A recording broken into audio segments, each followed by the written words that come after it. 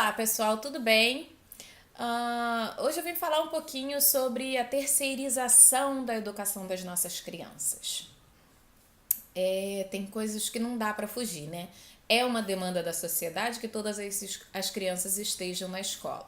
Eu poderia falar muito mais sobre essa questão da criança na escola, porque o governo se preocupa muito com as crianças de classe média e rica na escola, né? Porque eles punem, eles fazem tudo. Mas as crianças que são abordadas pelo tráfico, que estão lá em situação de miséria, o governo não se preocupa tanto por quê? Porque ele teria que fazer a parte dele, o dever de casa dele. Aí ele não faz, ele finge que não vê.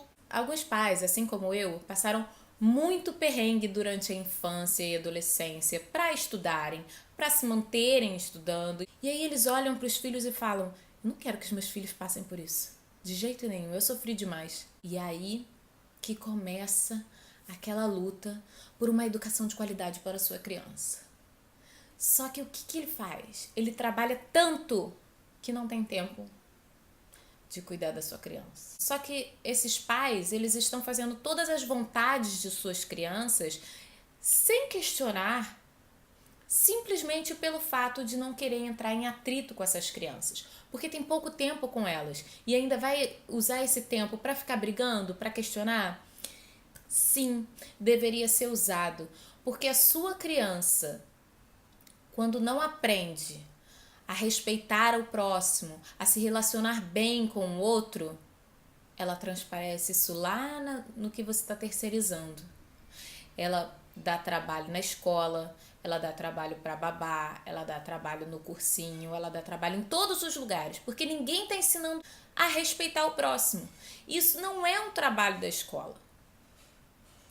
Educar a sua criança para saber se relacionar em sociedade não é um trabalho da escola. Não é um trabalho da babá. Não é o trabalho do cursinho.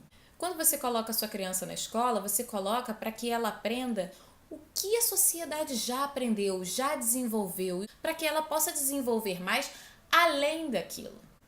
Não negue isso à sua criança. Às vezes a sua criança está implorando por limites, ela está fazendo coisas e olhando para você e você não dá o limite, porque você pensa: poxa, mas eu tenho tão pouco tempo com a minha criança, eu vou ficar entrando nessa? Se ela quer isso, vou dar isso. Se ela quer fazer aquilo, deixa ela fazer aquilo. Quando você dá limite para sua criança, você está olhando para ela. Você não está desprezando o que ela está fazendo.